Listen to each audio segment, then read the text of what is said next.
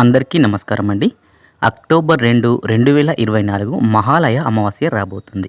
ఇది సూర్యగ్రహణంతో కలిసి వస్తున్న మహాశక్తివంతమైన అమావాస్య. 6000 సంవత్సరాలకు వస్తుంది. అయితే ఇంతటి శక్తివంతమైన ఈ అమావాస్య రోజు ఇంట్లో బియ్యం డబ్బాలో ఇది వెయ్యండి చాలు, 4 వైపుల నుంచి కూడా ధనం దూసుకు వస్తుందన్నమాట. కోరుకున్న ధనం మీకు వస్తుంది. డబ్బుకు లోటు అనేది రాదు. ధనం ప్రవాహంలాగా వస్తుంది. ధన సమస్యలు కూడా పోతాయి, కష్టాలన్నీ కూడా పోతాయి. మీ దశనే మారిపోతుంది. బియ్యం అంటే అన్నపూర్ణదేవి స్వరూపం. బియ్యాన్ని లక్ష్మీదేవిగా భావిస్తారు. హిందువులు ఎంతో పవిత్రంగా చూస్తారు. ఎందుకంటే బియ్యం లేకుండా, అన్నం తినకుండా ఏ మనిషి బ్రతకలేడు. ఎంత ధనవంతుడైనా సరే బియ్యం లేకుండా బ్రతకలేడు. ఎందుకంటే ఎంత ధనము ఉన్నా ఆ ధనాన్ని తినలేరు కదా, అన్నమే తింటారు. కాబట్టి బియ్యానికి మన జీవితానికి సంబంధం ఉంది. అందుకే మన పెద్దలు బియ్యానికి ఎంతో ప్రాధాన్యతను ఇచ్చేవారు. ఒకవేళ బియ్యం ఒలికినా సరే చేతితో ఎత్తేవారు, కానీ చీపురుతో తుడిచేవారు కాదు. కాలితో బియ్యాన్ని తొక్కితే పాపం చుట్టుకుంటుందని చెప్పేవారు. ఎందుకంటే మన పెద్దలు బియ్యాన్ని అన్నపూర్ణదేవి స్వరూపంగా భావించి ఎంతో గౌరవంగా చూసుకునేవారు. అందుకే వారు ఎప్పుడూ కూడా ధన ధాన్యాలకు లోటు లేకుండా సంతోషంగా ఉండేవారు. వారి మీద అన్నపూర్ణదేవి అనుగ్రహం కూడా ఉండేది. కడుపు నిండా తినగలిగేవారు. మరి ఇప్పుడు కడుపు నిండా తినట్లేదా అంటే, ఈ రోజుల్లో ఎవరు కూడా కడుపు నిండా తినట్లేదని చెప్పుకోవాలి. ఎందుకంటే ఈ కాలంలో మనుషులందరూ కూడా రకరకాల రోగాల బారిన పడి కడుపు నిండా తినలేకపోతున్నారు. రోగాలు అనే కాదు, కొంతమందికి రోగాలు ఏమీ లేకపోయినా సరే కడుపు నిండా తిండి తినలేరు. ఎందుకంటే మనశ్శాంతి లేకపోయినా, ఇంట్లో గొడవలు జరుగుతూ ఉన్నా మనం కడుపు నిండా తినగలమా? తినలేము. ఇలా ధనం ఉన్నా కూడా పుష్టిగా తినలేకపోతున్నాం. ఇదంతా ఎందుకు జరుగుతుంది అంటే, మన పెద్దలు పాటించిన నియమాలను మనం పాటించలేకపోవడం వల్లే. ఎవరైతే బియ్యాన్ని పవిత్రంగా చూస్తారో, ఈ బియ్యం వల్లనే మనం బ్రతుకుతున్నామని బియ్యాన్ని గౌరవిస్తారో అలాంటి వారు ఎప్పుడు ఆనందంగా ఉంటారు, కడుపు నిండా తినగలుగుతారు. అలాంటి వారికి ఎటువంటి రోగాలు కూడా రావు, మనశ్శాంతిగా ఉండగలుగుతారు. ఇక బియ్యాన్ని అందరూ రూమ్లో స్టోర్ చేసుకుని పెట్టుకుంటారు. ఇలా స్టోర్ చేసుకుంటే మీకున్న సమస్యలన్నీ కూడా పోయి మిమ్మల్ని ధనం వెతుక్కుంటూ వస్తుంది. ధనం మీ దగ్గరకు దూసుకు వస్తుందని పెద్దలు చెప్తూ ఉన్నారు.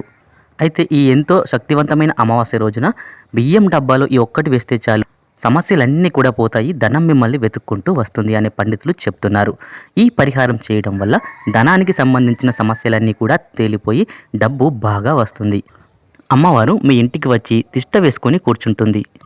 అమావాస్యకు ఎంతో శక్తి ఉంది కాబట్టి ఈరోజు బియ్యం డబ్బాలో ఇది వేశారంటే మీ జీవితంలో ఉన్న దరిద్రాలన్నీ కూడా పోతాయి, తరతరాలకు తరగని ఐశ్వర్యం వర్తిస్తుంది. కొంతమంది బియ్యం మూట తెచ్చి ఆ మూటను విప్పి అలా ఉంచేసి బియ్యాన్ని వాడుతూ ఉంటారు. కానీ అది మంచి పద్ధతి కాదు. బియ్యాన్ని ఎప్పుడైనా సరే డబ్బాలో వేసి స్టోర్ చేసుకుని వాడుకోవాలి. అలా వాడుకుంటేనే లక్ష్మీ కటాక్షం మన మీద ఉంటుంది. చాలామంది బియ్యాన్ని ఇంట్లో ఎక్కడ పడితే అక్కడ ఏదో ఒక గదిలో పెట్టిస్తూ ఉంటారు. కానీ అలా ఎక్కడ పడితే అక్కడ పెట్టకూడదు. బియ్యం డబ్బాను ఎప్పుడైనా సరే వంటగదిలోనే పెట్టుకోవాలి. అలా వంటగదిలో పెట్టిన బియ్యం డబ్బాలో ఇది ఒక్కటి వేస్తే చాలు, తరతరాలకు తరగని ఐశ్వర్యం మీకు వస్తుంది. అయితే ఇప్పుడు ఏం చేయాలి అంటే, ఒక కొత్త వస్త్రాన్ని తీసుకోండి. ఇప్పటి వరకు వాడని ఒక కొత్త జాకెట్ ముక్కనైనా సరే ఒక ముక్కను తీసుకోండి. దాన్ని ఈ పరిహారానికి వాడుకోవచ్చు. ఇలా ముందు పసుపు రంగు వస్త్రాన్ని తీసుకొని దానిలో ఒక 11 రూపాయల చిల్లర వేయండి. చేతి రుమాలంత సైజులో వస్త్రం తీసుకొని 11 రూపాయల కాయిన్ వేసి 11 రూపాయలు రూపాయి కాయిన్స్ వేయండి. అంత చిల్లర నాణాలు వేయండి. 10 రూపాయల నోటును పెట్టవద్దు.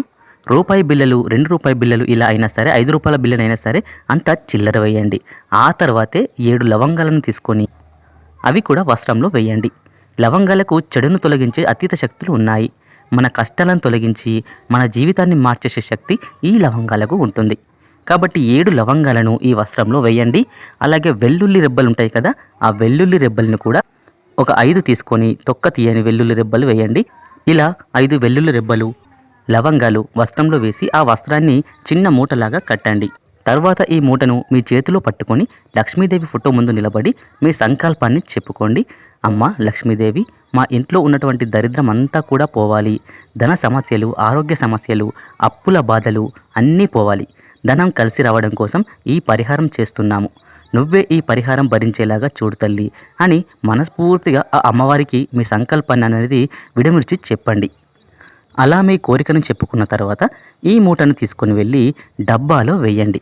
అంటే పైన వేసి వదిలేయకుండా బియ్యం లోపల పెట్టండి, బయటకు కనిపించకూడదన్నమాట. బియ్యం లోపలికి తోసేయండి. డబ్బాలో ఈ మూటను వేస్తే మీకున్న సమస్యలన్నీ కూడా పోతాయి. ధనం మిమ్మల్ని వెతుక్కుంటూ వస్తుంది. ధనం సంపాదించే అవకాశాలు మిమ్మల్ని వెతుక్కుంటూ వస్తాయి. 4 వైపుల నుంచి కూడా ధనం అనేది దూసుకు వస్తూ ఉంటుంది. ధనధాన్యాలకు మీకు ఎటువంటి లోటు రాకుండా ఉంటుంది. తిండికి బట్టలకి లోటు రాకుండా ఉంటుంది. లక్ష్మీదేవి అనుగ్రహం కలుగుతుంది. అంతేకాదు కొంతమంది ఆడవారు ఎంత కష్టపడి వంట చేసినా రుచి అనేది ఉండదు. అలాంటి వారు ఈ పరిహారం చేసుకుంటే మీ వంటకాలలో రుచి పెరుగుతుంది. కడుపు నిండా ప్రశాంతంగా భోజనం చేయగలుగుతారు. కాబట్టి అందరూ తప్పకుండా ఈ పరిహారాన్ని చేయండి. ఇలా ఈ బియ్యం డబ్బాలో పెట్టిన మూటను ఎప్పుడు తీయాలి అనే సందేహం మీకు రావచ్చు. ఎప్పుడైతే మీ బియ్యం డబ్బాలో బియ్యం అయిపోవడానికి వస్తాయో అప్పుడు ఈ మూటను తీసేసి దానిలోని లవంగాలను, వెల్లుల్లిని ఏదైనా చెట్టు మొదట్లో పడవేయండి. 11 రూపాయలను మాత్రం ఎవరైనా అడుక్కునే వారికి ఇచ్చేయండి, లేదా ఏదైనా గుడి హుండీలో వేయండి. తర్వాత దగ్గరలో వచ్చే అమావాస్య రోజు మళ్ళీ పరిహారం చేసుకోండి. ఒకసారి వాడిన వస్త్రాన్ని 3 సార్లు ఈ పరిహారానికి వాడుకోవచ్చు. అమావాస్య రోజు ఇలా ఈ చిన్న పరిహారం చేసుకుంటే మీ జీవితం అద్భుతంగా మారుతుంది. సమస్యలన్నీ కూడా పోతాయి. ధాన్యాలకు లోటు రాదు. కాబట్టి మీరు కూడా ఈ అమావాస్య రోజు ఈ పరిహారం చేసి మంచి ఫలితాలని పొందండి.